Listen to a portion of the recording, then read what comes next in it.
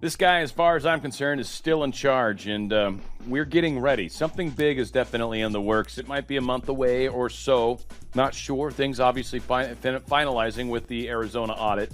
And we've got all sorts of other information. A judge was supposed to be hearing whether or not they're going to open up the mail-in ballots from Georgia. Going to spend some time talking about that. We've got a lot of things going on, but things are looking up, and the deep state is getting more desperate for sure, but is also starting to look kind of bleak for them. A lot of things are going on right now. So as Marjorie Taylor Greene shared, President Trump is still fighting for our country, so I'm still fighting for him, and I am right on board with that. Thank you so much for that.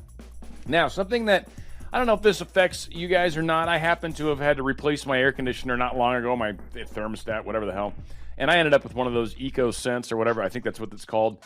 But there's an issue going on in Texas where we've got this company that's remotely turning people's thermostats up during the hot season. So some people went to sleep and they woke up sweating and they found out that the thermostat got changed and raised. Just saying, these devices, by the way, a lot of people are having Wi-Fi devices such as these, Wi-Fi devices like your refrigerator, your washing machine. A lot of different kinds of technologies are coming out.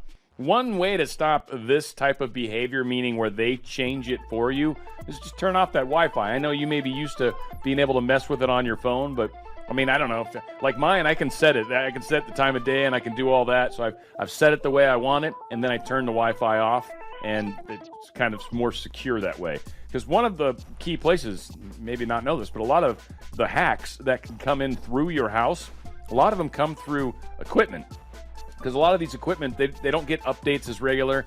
They're not necessarily very secure, and they're already within your DMZ or within your network. So it's a little dangerous sometimes. So just something kind of just meant to talk about some ways that we can kind of protect ourselves a little better from the Big Brother syndrome that exists out there. Because again, our government wants to know everything you're doing, and we've got Alexas that are listening to you, and we've got, you know, your Siri that's listening to you. All this stuff's going on all the time. So crazy going on. Brian Cates, political columnist, shared something cool with Q-tips here. They constantly underestimate the American people. They thought we had given up by now. We not only didn't give up or give in, we're forcing them to do things they never imagined they would ever have to do. Dominion is having to hand over emails due to court orders revealing they can remotely access, recalibrate, and control all their election machines. Raffensperger is having to do an about-face in GA and highlight the fraud and deal with it.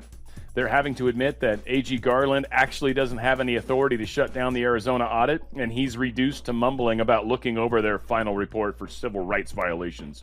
Things that can't be explained keep rising to the surface now, like a federal grand jury meeting in strict secrecy for 3+ years that was spying on top members of Congress. We live in amazing times. We are going to win.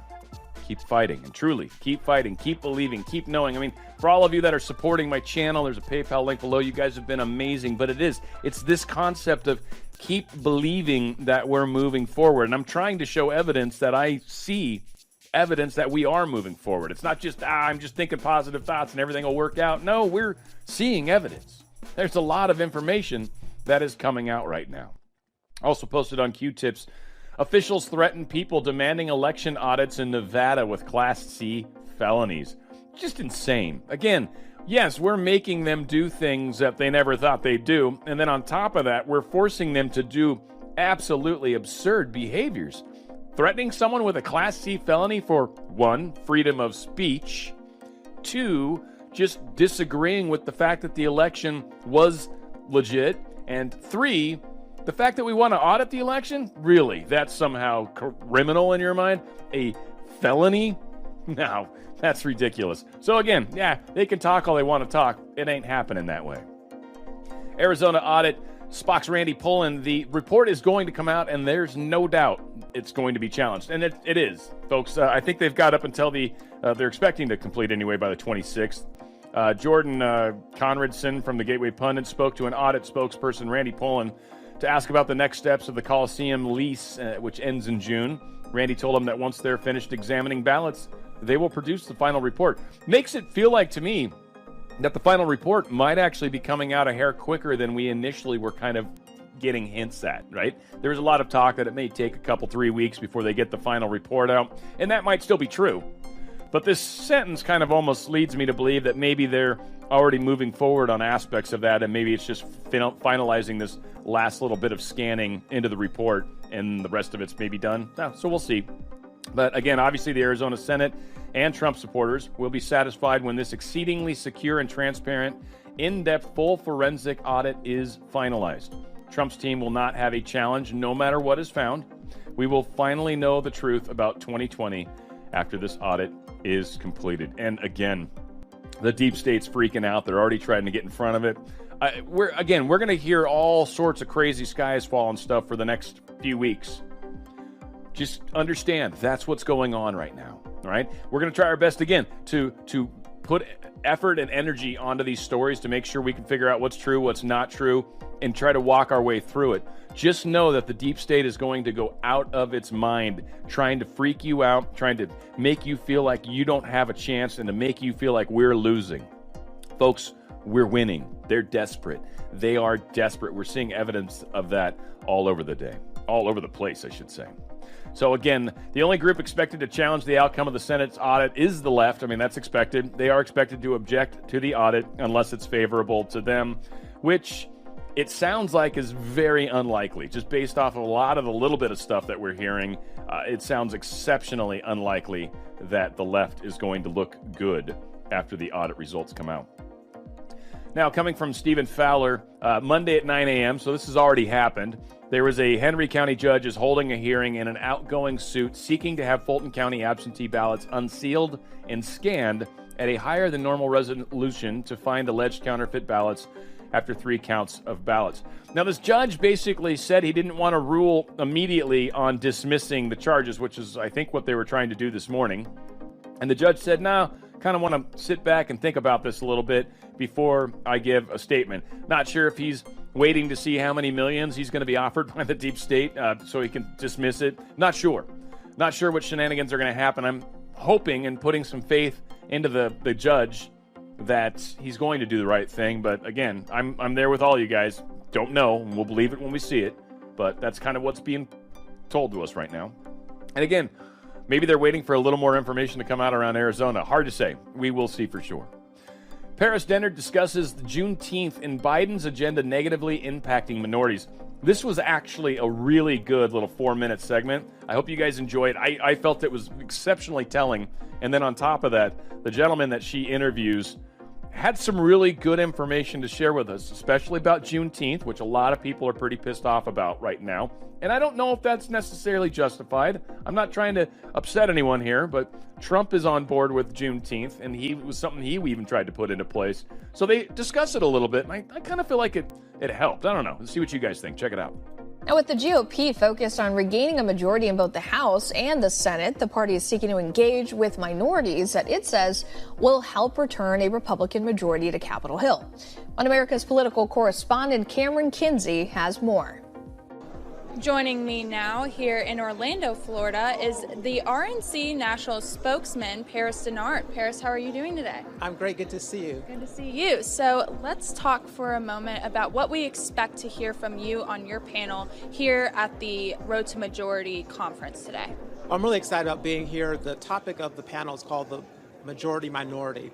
And really what we're going to focus on is the fact that as we go on the road to the majority, people in the minority community are going to help pave the way for us to win back the House and the Senate. We've seen so many gains that the party has made in minority communities, especially the Hispanic community in recent elections, especially in Texas. And we believe that we continue that intentional engagement effort, highlighting the differences between what the Democrats are offering, the radical policies that they're doing that are hurting the Black and Hispanic and other minority communities, juxtaposed to what the Republicans are offering, especially under President Trump, what he did to really impact and empower Americans in the minority community. We believe that the majority is going to be won with the help of a lot of minorities. Paris, what are you witnessing from the Biden administration in regards to current policy positively or negatively impacting minority groups? You know, and I don't think that anything that the Biden-Harris administration is doing is actually benefiting any minority community. When you look at open borders, that has a disproportionate impact on minority communities, especially when it comes to fentanyl coming over the border. When you look at the illegal immigrants and where they tend to reside and take away resources, they go to low income and a lot of minority communities, and the resources that should be given to American citizens are being diverted and given to illegal immigrants. When you look at his policies on Keystone Pipeline, how he's ruining jobs, the food inflation issue. Biden-Harris said there was not going to be any middle class or lower income tax increase. But when you look at what's happening with the increase in gas prices, when you look at what's happening with the food inflation, the costs are rising when you go to get food and things that you need for your families. That is an actual increase in taxes. And when you have schools that are remaining closed in these Democrat states, that makes it harder for single parents to go back to work because not everybody has the luxury of working from home. People have to go out to work. And if the schools are closed and your children can't work and you don't have the opportunity to put them in childcare, what are you going to do? And so in relation to minorities, I want to switch gears here for a moment. Today is Juneteenth. And so we have seen people from the right not wanting to acknowledge this, but we have seen a year ago President Donald Trump propose Juneteenth. So what should Republicans make of this day? Republicans should embrace Juneteenth. It is a part of our heritage. Republicans have always been the party of opportunity, freedom, and emancipation. I encourage everyone, go watch the movie Lincoln. You will get so ginned up about being a Republican because it reminds you of how hard we fought for freedom, fought for opportunity, fought for emancipation so many years ago, and we continue to do that today. President Trump was right over a year ago trying to make this a federal holiday. And when you look at the history of it, this is not about independence, it's about emancipation. And Abraham Lincoln, the Republican president, led the way in doing that. And this Juneteenth, this day in 1865, was the final chapter in his emancipation because that's when they found out what happened in Galveston, Texas. So Republicans should embrace it, Republicans should get behind it because it's a part of our heritage, and don't let the liberal left try to take things away from us. They've tried to co-opt Reagan, they've tried to co-opt Lincoln. These are our people, and this is our party, and Juneteenth is part of our heritage. RNC National Spokesman Paris Dennard, thank you for joining me on One America News. Thanks for having me. Good to see you. And again, I just think it's important that he kind of calls out how this has sort of been co-opted a little bit by the left, and they're trying to make it something that it actually wasn't originally meant to be. So it's one of those things where we do have to kind of hold on to the certain things that do matter, that matter to us and matter to our cause, the country, and abolishing slavery and all the great things that came from that. And supposedly Juneteenth has much more to do with that than what the left is trying to say about it. And again, to all his points about all of these horrible things that minorities and people of color and just Republicans and even center-leaning people are truly starting to see about the Biden administration. All sorts of talk, absolutely no deeds, and all sorts of bad things happening. The country is quickly going in a crap direction with Biden at the helm. Now, again, I just want to restate, he's only in charge of D.C., and yes, it makes it look bad. And two, the media makes it sound like he's got all sorts of power. But the states are where the power's at, and we've been seeing a lot of examples of how the states have been kind of really flexing that state muscle. And I think that's going to be a major help in the big picture as well.